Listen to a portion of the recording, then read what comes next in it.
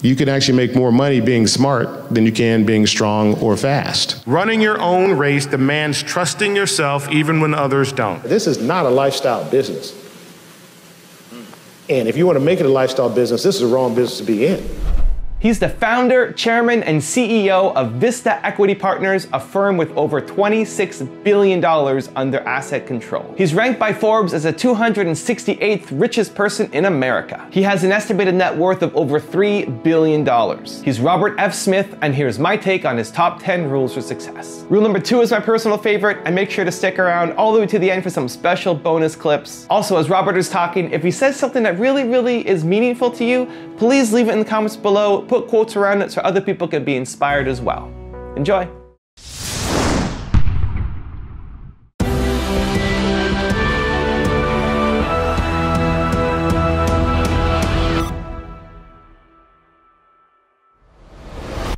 Intelligence can create huge profits. And in fact, you can actually make more money being smart than you can being strong or fast. Okay? And so the importance of developing intellectual property cannot be underestimated. Because I want you to think about something. Intellectual property, no one else can take that from you.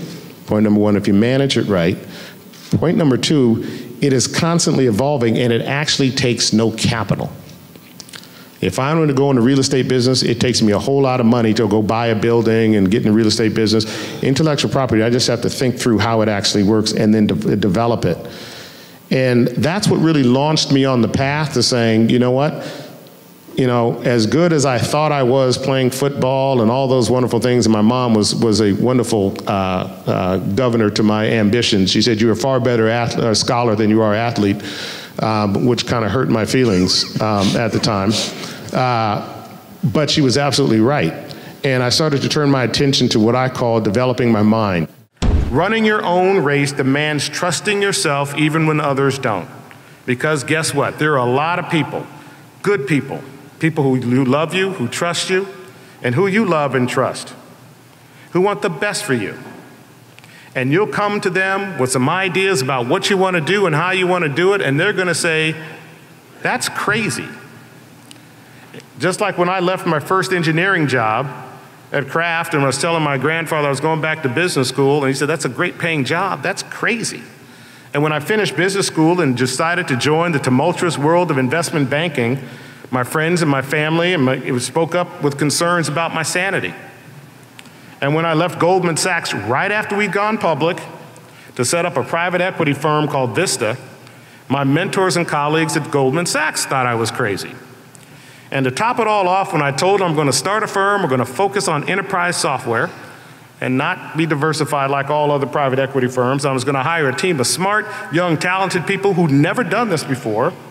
Everyone knew I was certifiable. And I did this, of course, in the spring of 2000, about 2 months before the entire tech bubble crashed. Well, all I can tell you is I've never been mad at these folks. In fact, I'm grateful for their advice and their concern. Because in their caution, I found my courage. In their doubts, I found my resolve. And in their warnings, I found my voice and chartered my own journey. And I'm proud of the Vista story.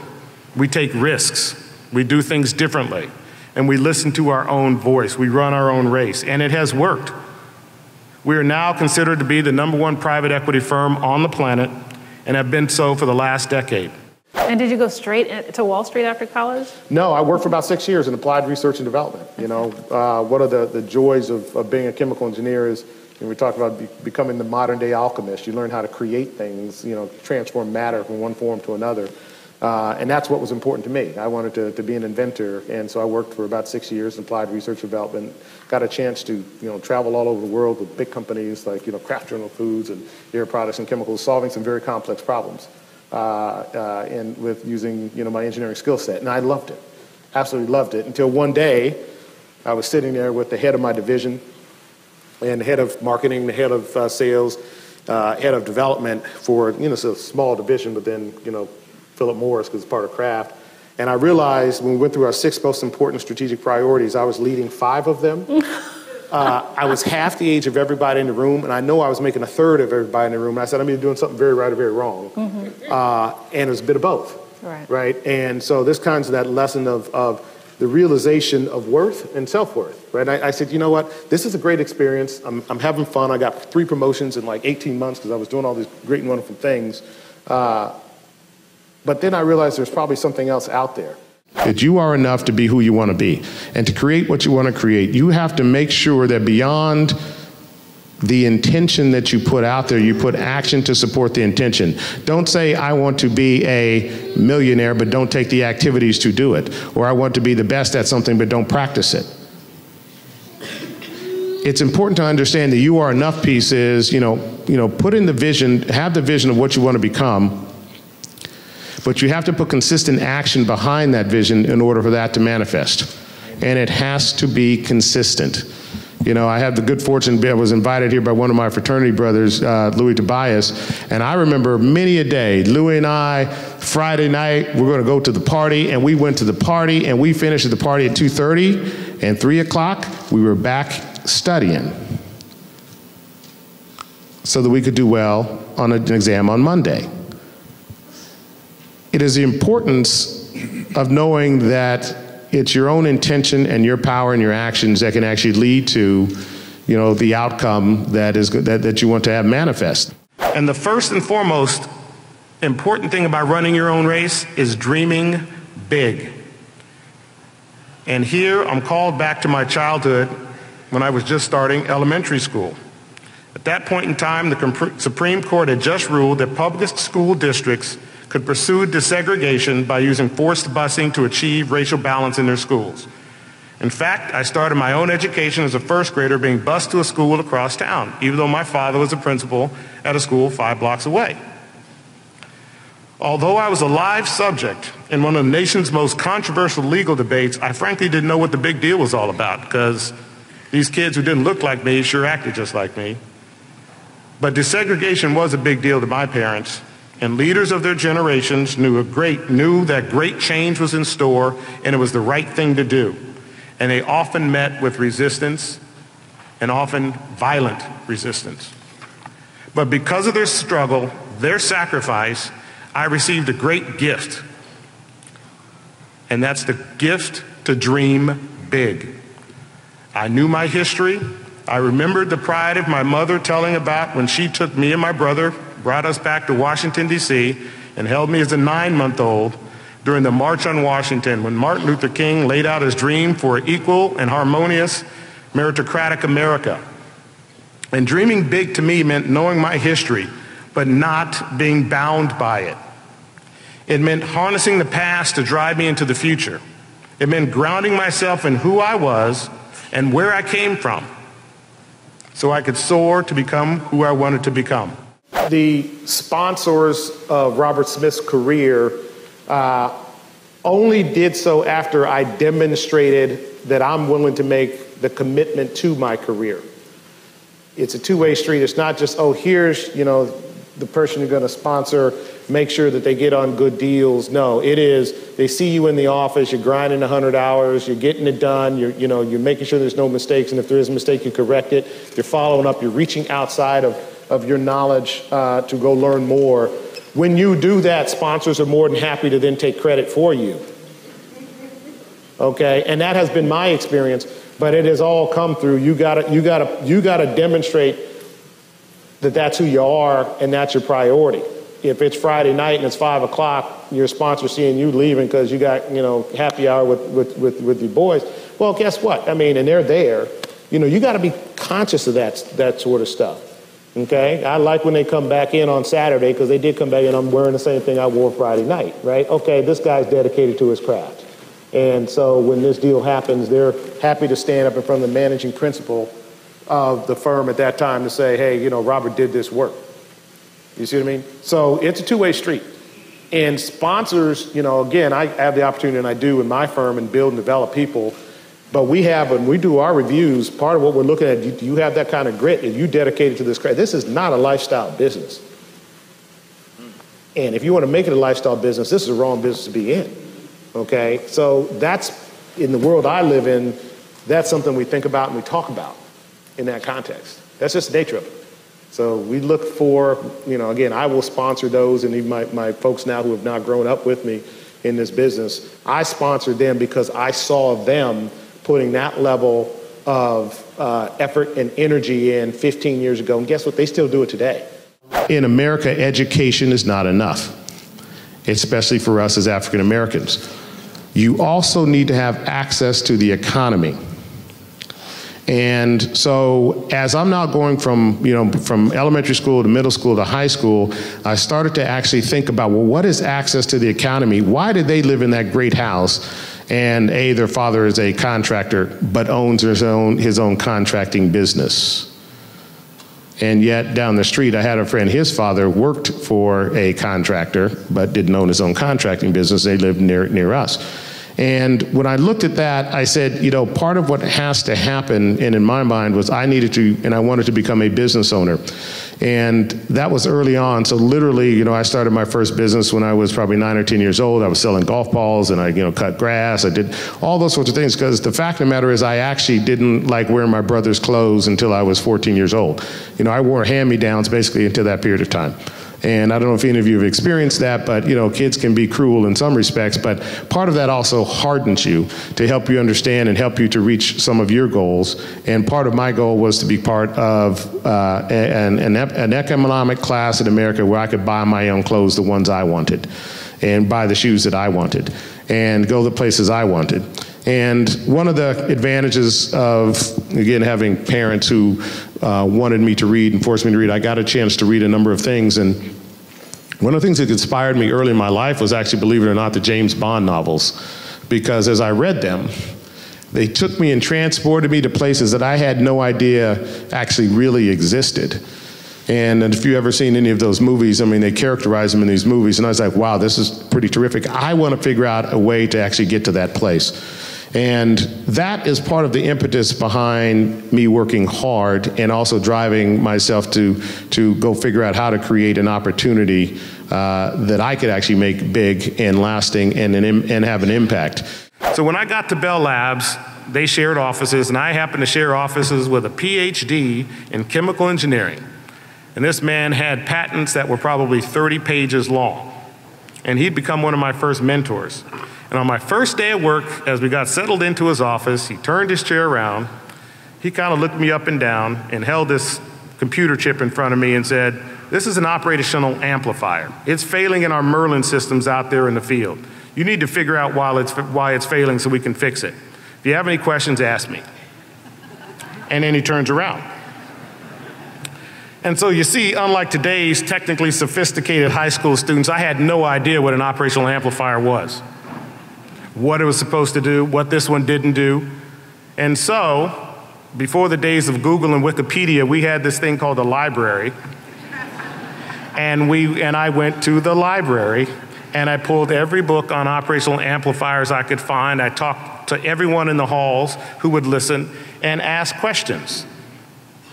And by the end of the summer, not only did I have an idea about why this wasn't working, but I had built a system that simulates the field conditions that causes them to fail. And then with my mentor's help, we fixed the problem. My guess is even now, I'm probably the most knowledgeable intern at Bell Labs on operational amplifiers in the history of that company. But the important thing was the challenge from my mentor was more than to teach me something about this obscure integrated circuit. It's a challenge that has reaped rich dividends for me over my entire career. It is the joy of figuring things out. What do you think the accelerators to success are, particularly in environments where structures are not designed to help people succeed? Sure. This is complex. There's an education piece, then there's a knowledge piece, and then there's a practitioner of a craft piece that all are important. And you do need to have guides along the way. At least if you're a person of color, okay? And I say that because being a person of color, I see the difference in my experiences versus others, in what their experiences have been. And I wouldn't say that it is, who knows, it's overt or not. I just can tell you what my experience has been. So, first of all, you have to do well enough. No, actually not. You have to be, have a desire to be great at what it is you want to do. First of all, to do this business. That's the first thing. And there's a fundamental base level of understanding of, basic math. You have to be good at it, okay? Really good at it. And then from there, you have to understand and start to listen to the structures around how deals are done. And there's a whole fact pattern capturing that's important, that while you can listen, the only way to really learn it is to do it. And you have to become expert. And there are talks about, what is an expert? Well, an expert is someone who dedicates 10,000 hours to their craft. Okay? That's a lot of time. Not over 20 years, but in as compressed a period of time as possible. The advantage of going to these investment banks is in a heady environment, that happens, in 100-hour work weeks. Right? And, while all your friends who you graduate college with are going out on Friday night and Saturday night, guess what? You're working. And on Saturday, you're working, and on Saturday, you are working. But that's how you build, that fabric. And to be an expert at your craft. You cannot do this business well if you are not an expert at your craft. So all of those things, first of all, you have to have structures and opportunity to see it. Then you have to dedicate yourself to it. And then you have to have people who can help you understand and navigate to some extent, why certain deals went one way and why certain deals went the other way. And it is highly nuanced. It isn't something that you can just read in a case study. You have to live it. And you have to live it through the eyes of someone who has lived it. And to the extent you see people who have lived it and you're in that environment, you have to now seek out the time and force that engagement of why it went one way versus another. And see how that fits in the context of, of the deal business. So those are, it's complex, and it is. But the rewards, beyond the personal rewards, but the rewards are just astounding, okay, in terms of personal growth, personal development, and frankly, the opportunity to then train and build others so that they can become experts in their craft and realize their dreams, right? So I think, that's the arc of the opportunity there that is in this world. There's a rarefied air of people who are really good at this and who really get an opportunity to do it and practice it at a size and scale that matters. In this world, and the importance of actually, going through the process of understanding what the problem is and then figuring it out yourself. And every now and then you need some help, that's fine. But if you get too much help, you never figure out how to do things. And you don't develop the grit. And some of the older folks in this audience are shaking their heads. Yeah, you got to have grit. And grit means getting turned away from things 14, 15 times, calling someone every 2 weeks, every day for 5 months. And then finally, it materializing in something that you want. And discovering the joy of figuring things out means, fight through those problems, understand and learn how you address those problems, and come up with the answers to those with the answers to those problems in a solution that is uniquely yours. That's an important part of growing up and solving problems, because if you can't solve easy problems now, you will not be able to solve difficult problems later. I went to the same high school in East Denver as my father did, Denver East High School, and I remember taking a computer science course. And at the time, they introduced this thing called a transistor, which is the building block of computers, for those who don't know. And transistors were invented at this place called Bell Labs, which had a facility about 20 miles from my home. And after that lesson, I went and I dug up the telephone number to the Bell Labs facility, and I called them. I said, "Do you have summer internships?" They said, "We absolutely do." I said, "Fantastic." They said, "If you're between your junior and senior year in college." I said, "Hey, I'm a junior in high school. I'm taking advanced math classes and computer science, getting all A's, just like being in college." They said, "No, it isn't." So I called every day for 2 weeks straight. The HR director, of course, stopped taking the calls after the second day, and I left a message with my phone number.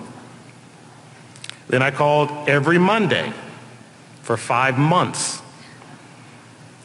And every time I called, the receptionist just chuckled, and she took my name, and she took my number, and she said, we'll get back to you if there's an opening. And I kept at it. And to my surprise, the human resources director called my house in June and said, listen, an intern from MIT didn't show up. We have an extra slot. We're not promising you anything, but why don't you come on in and interview? Now, of course, I knew I was the most qualified candidate for this job.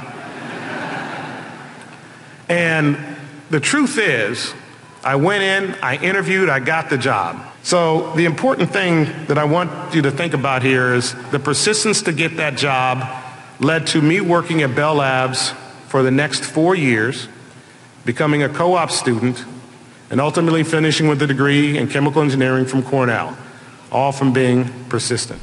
If you want another awesome video in our Black Excellence series, check out the video right there next to me. I think you'll enjoy it. Continue to believe, and I'll see you there.